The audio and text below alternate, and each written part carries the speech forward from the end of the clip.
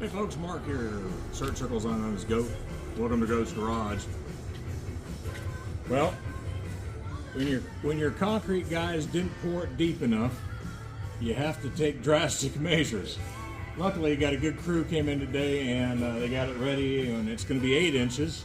Got some rebar, enough for two post lifts, 2 of them. So, when we get this all done, you start seeing some work getting done on some actual vehicles.